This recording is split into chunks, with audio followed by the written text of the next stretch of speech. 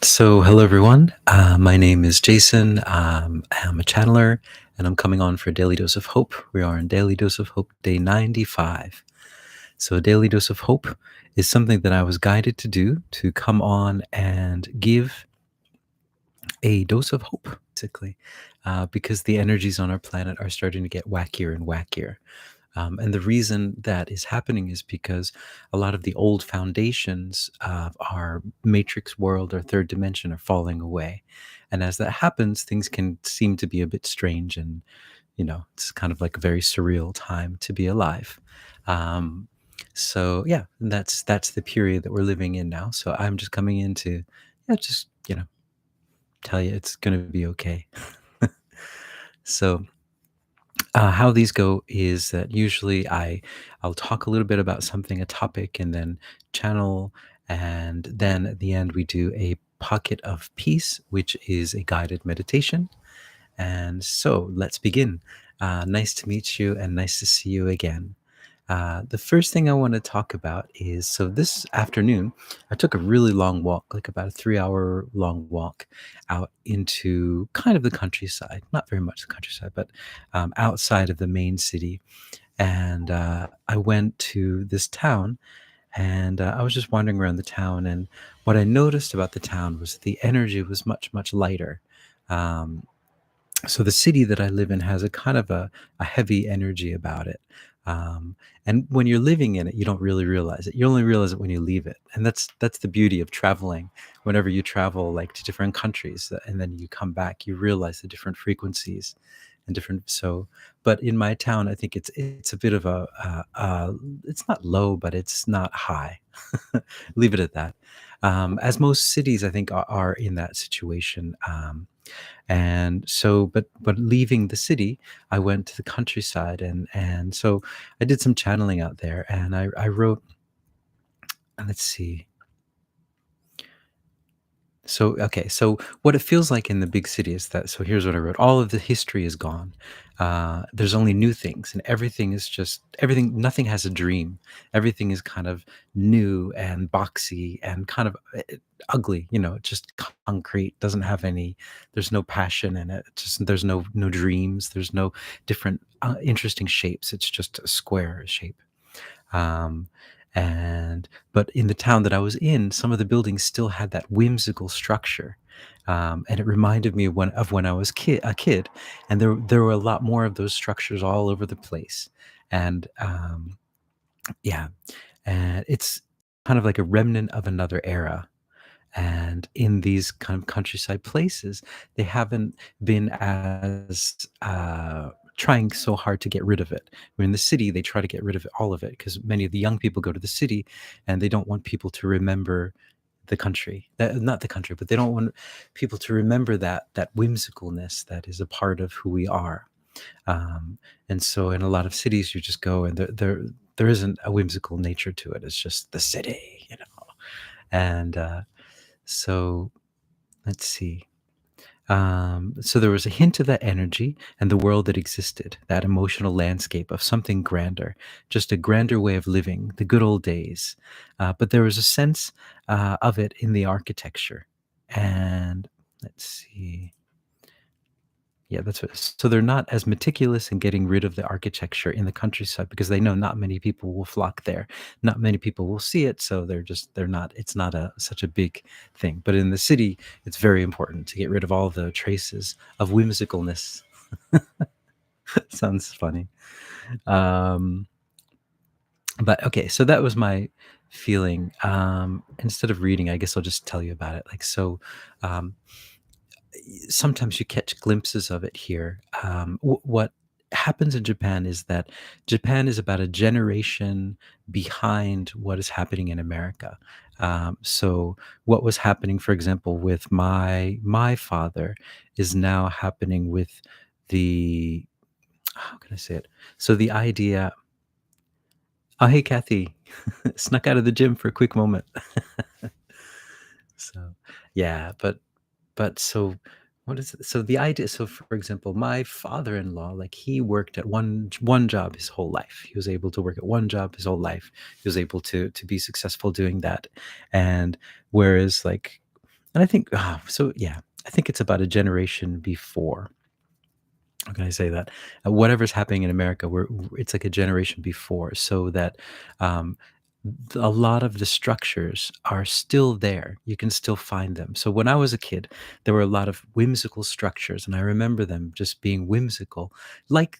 Like for example, if you go to Times Square in New York City, Fifth Avenue, and all of those amazing those buildings that were supposedly created by Carnegie, and yeah, but we all know that that's not true. But those kind of buildings, and those amazing cathedrals, and just that memory of a different time where people would build a building like that with such a dream. What a time! What a golden time to be in, where there's no expense spared, and there's stained glass windows, and it's so beautiful. It's whimsical in it, and it gives you energy, it gives you power, and you say, "Yes, life is good." There's so many things here and so beautiful, and the people who made this had such imagination. And then you look at the buildings now, the skyscrapers, and it's just a box, and there's no hope to it. And when you see it, you lose hope. You think, oh, I'm so small, and this world is so hard, and all this kind of stuff, right? That's what it does to you. Not to say that I feel that way when I see it, but that is its intention. Um, yeah. And so coming out into the countryside just reminded me of that. I passed by this one restaurant, that it's kind of like an old, you can tell it's been around since, the 1960s or so. And they make their own wine, and they make their own beer, and they have this like special like meatloaf dish that they make. And seeing it just was like, oh, it's so nice. It's not a huge chain restaurant. It's just this place. It's from another era. And so yeah, Kathy, you say the importance of whimsy, it gives you hope. Yes, exactly, exactly. Whimsy, that's, and we're taught that whimsy is, we don't need whimsy in our world. We have to work and work hard. Sit in your box, sit in front of your computer, don't move, don't go outside, and this kind of stuff. But it's like that time. So, and even when I was a kid, that I don't think that in the 70s that was that culture, but I think that they slowly erase it over time. And so there were glimpses of it, and there were people that were alive at that time that could still remember another time. And so that energy was still there. And I think it was just a memory though of another time. You know, so that's, and so what I want, okay, so it's the George Orwell quote: who controls the past controls the future, who controls the present controls the past.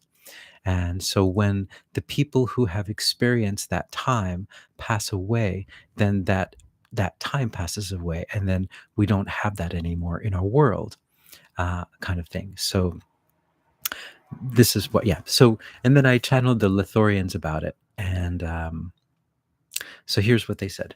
Um, so they said, yes, you were connecting with another era, another emotional frequency that is still here. It is preserved throughout your world. It is preserved because it is the thing that will help you to go into the next world. You need certain blueprints, or energetic blueprints. So they're there, and they are there throughout your world, and things will start to reveal themselves more as well. So what they're saying, I think certain things will start to, for example, come out of the ocean, or they will be discovered. Um, as you have noticed in your world, many things are starting to reveal themselves, but even more things will start to reveal themselves.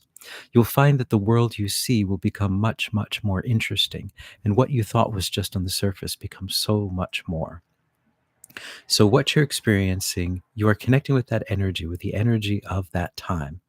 And that is just an echo of that time as well. The people that were creating those buildings they still had a remnant of that memory. And so they created that memory, and they imbued that place with that memory. But as you know, when people pass away, the memory passes away too. If it is not something that is kept alive in the history books and in your stories, uh, which was not, which was not, sorry, yeah, if it's not kept alive in your history books, your stories, it was destroyed on purpose. Because if you were in a sense of grandeur, it is harder for you to be taken down. It is harder for you to be controlled because you are free and you understand your true power. You understand how much power your imagination has. But if everything that you see is confined to a small box and there is no hope, it's easy for you to be controlled because you think there is no other option. There's nowhere to go. So coming out into the countryside allows you to see there is more openness, there's more ability, there are more places to go, there are more options, there's more love, and there are more dreams. And they're all out here.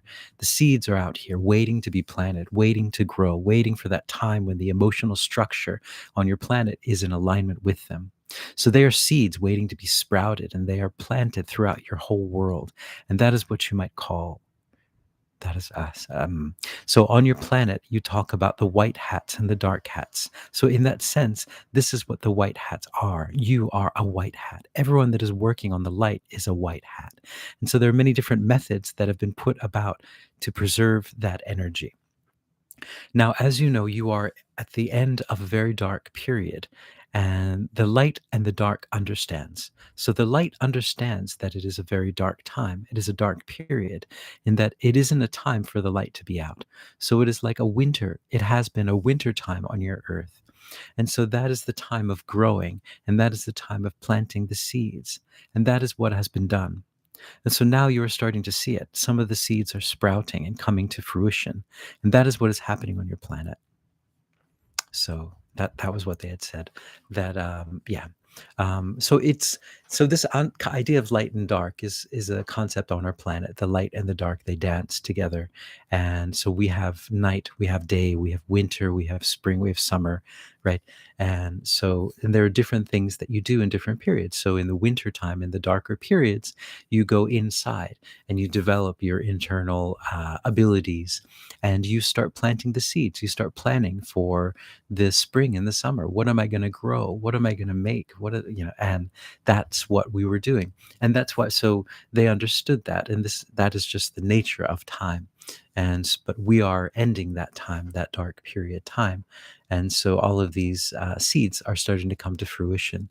And so for me, it was just a beautiful thing to see it and experience it. Like, yes, this is the world that I want to live in, a world of whimsy, a world where we can create these amazing structures. And they're not utilitarian. Someone would say, why did you create that? Because it was beautiful, because I wanted to see it, because I wanted to bring some light into the world. That's why I created it. And so, well, you're not going to make any money from it. It's going to it's too expensive. It's like, doesn't matter. The hope is more important than any expense that you can imagine. And that whole idea of expense is also a part of that box thinking. The money doesn't exist. The money has no meaning. The money's not real. What's real is the hope. What's real is the love. What's real is the whimsy that allows you to, it's like a portal into that love, a portal into that hopefulness. So that's what I wanted to say. I think I kind of was all over the place, though, but hopefully you get the idea. Um, Kathy said, I was just writing notes about seeds and planting love just before your channeling. Oh, synchronicity. All right. Yeah. So it's a time of hope. It's a time of great hope, a time of building where we can build new things, new structures. We don't have to be confined by these ideas that we have. Yeah. In sync. Yep. In sync. Yes, exactly. So yeah, so I'll just go into a channeling, and see if they have anything more to add or anything they have to say. Here we go.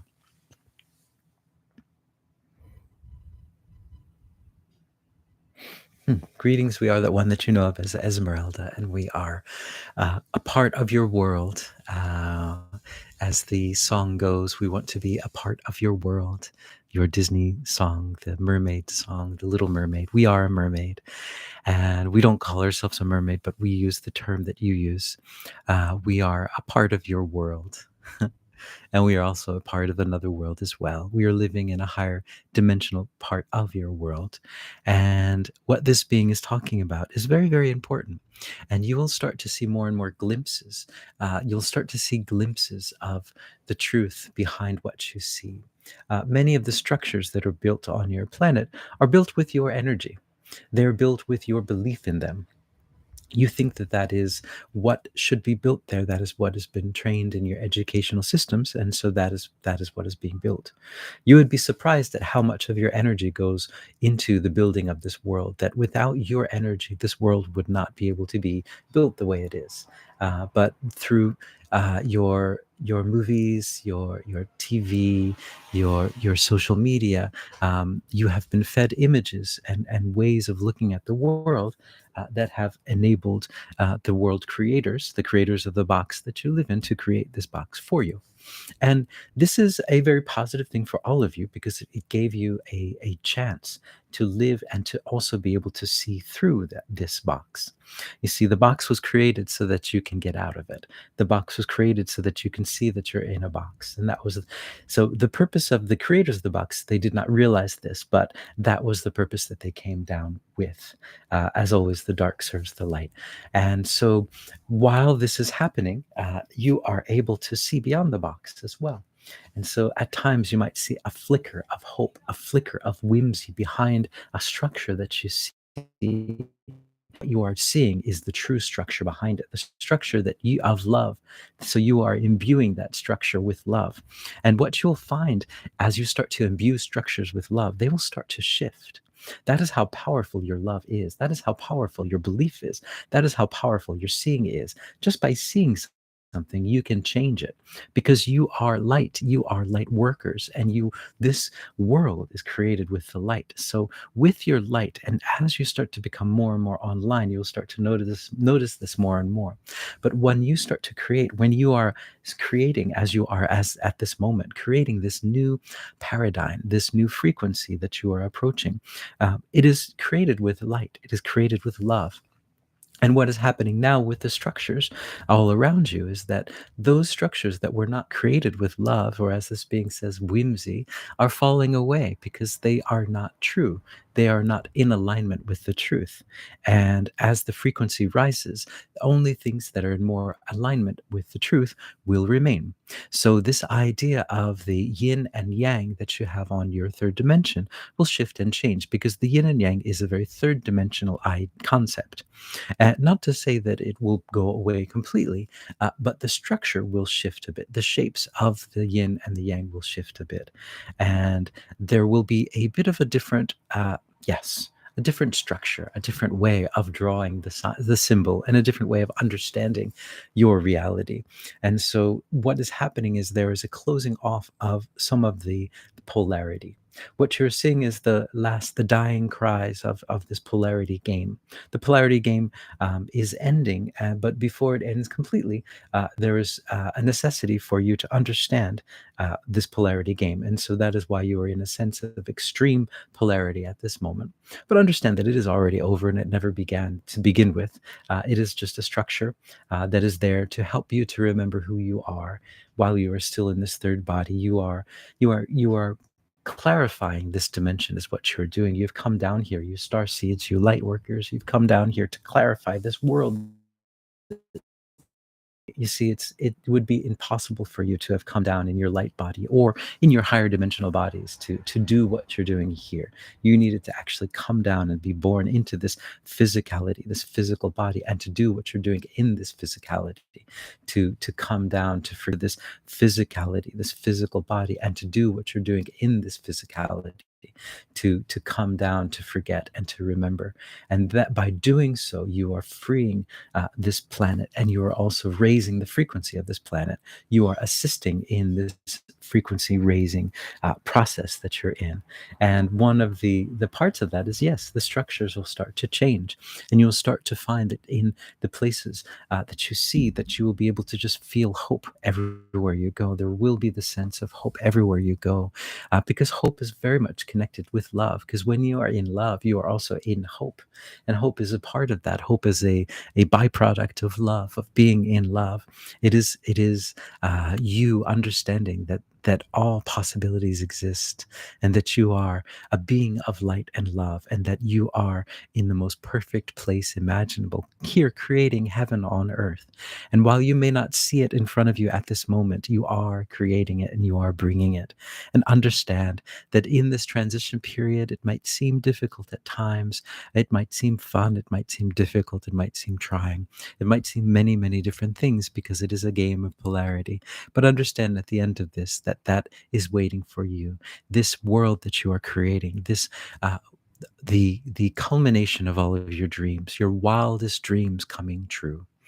We are that one that you know of as Esmeralda. All right. Hey, Michael. Michael, you say, "Fear not, I have arrived." And Kathy, he has arrived. This is, it's reading like the comment section's reading like a play. Oh, that would be a really interesting play to do. It's all comment section. Wow, I think it's probably been done before. And Michael, you say, "I am the mantis, cuckoo, cuckoo."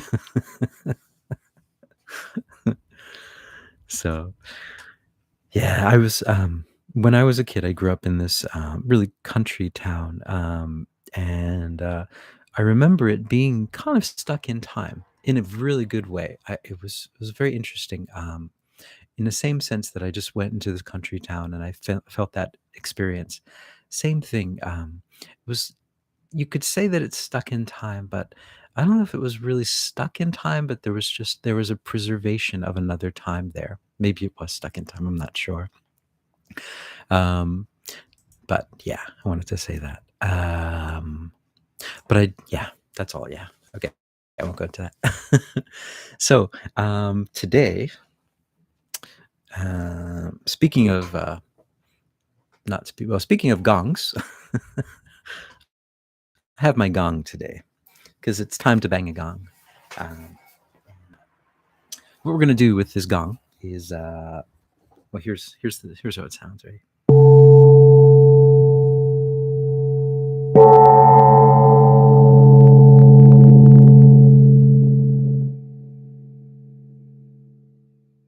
All right. So, oh heck, hey Kathy, you have to go for now. Thank you. Yep. See you, Kathy. Yep. Hopefully see you tomorrow. Thanks for joining in. So I brought the gong, and what we're gonna do is a pocket of peace. And the pocket of peace, he said, "That's a good gong. My gong thanks you." um, but so we're gonna do a pocket of peace with the gong, and let's do a pocket of peace since we're doing themed pockets of pieces, or pieces of pockets. Yeah. Um, uh, we're going to do a pocket of peace with the theme of seeing more hope in the cityscapes and the countryscapes, all of the, like, so that we can see the beauty, and we can see more, like, see the shapes changing. So we look at the city now and we might see just these boxes, these rectangular buildings, but we'll start to see more whimsical things appear. And so let's yeah, let's do a pocket of peace for more whimsy in our world. Here we go. And Michael, you say, "Gong away the glom." Yep. So here we go.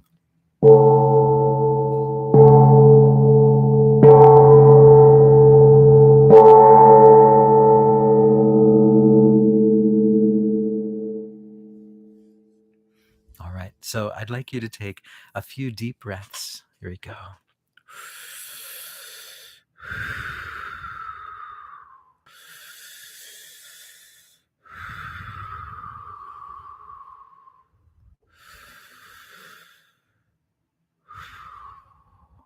All right. And then I'd like you to imagine that you are surrounded by a mist, a beautiful mist. And that mist is the mist of unconditional love. So imagine that mist just surrounding you, caressing you, and just making you feel that everything is okay. You're fine. You're perfect. There's nothing that can hurt you, nothing that can harm you. You are perfect the way you are, and you are in love. All right, just imagine that mist.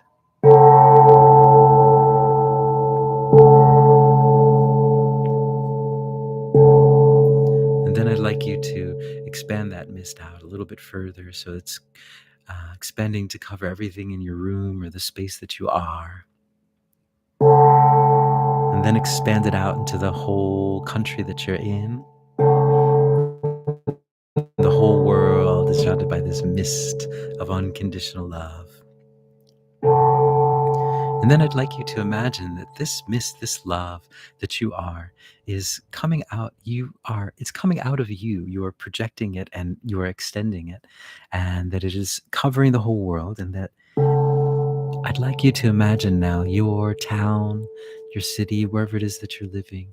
Just imagine that these whimsical places start to appear out of nowhere. You just start to see these whimsical buildings that just seem almost out of place. They're just so beautiful. And every time you see them, you think, yeah, yeah, I can feel that.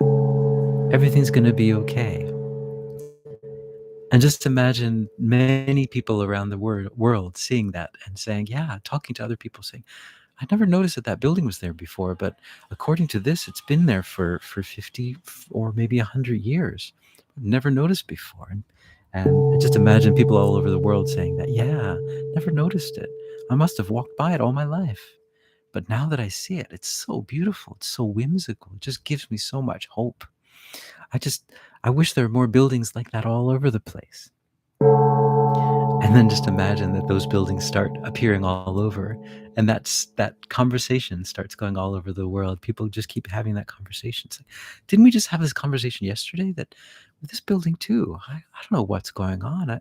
Maybe I'm losing my mind. But then people start to realize like, oh, you know what? We're not losing our minds. We're entering a new era where all of these beautiful, hopeful, whimsical things are happening, and we're creating them. And so that will start to happen. Just imagine that happening with this unconditional love.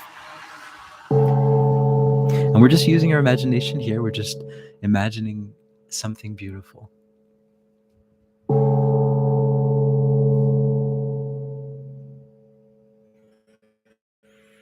And just imagine all the hope that it brings to all the people all over the world, just seeing that and just saying, yeah, my life is okay. I'm okay the way I am now. And this world is such a magical place to be in. What a magical place we live in. And I think the more that people feel that magical feeling, the more they'll feel their freedom. And they'll say, you know what? This thing that I'm doing in my life, it's not making me happy. And where I'm living in such a whimsical world, why don't I do something whimsical as well and follow my dreams, follow my heart? So, yeah. So thanks, guys, for that. So this is the pocket of peace, the architecture for whimsical architecture. Because I really believe that architecture also has an ability to heal, an ability to give hope as well. So um, that was my pocket of peace for today, June 2nd. Wow, already June 2nd. Thank you guys so much for joining in. Thanks, Kathy and Michael. And I hope you guys are having a hopeful time. And everyone else who's joining in, thank you as well. I hope you're all hopeful.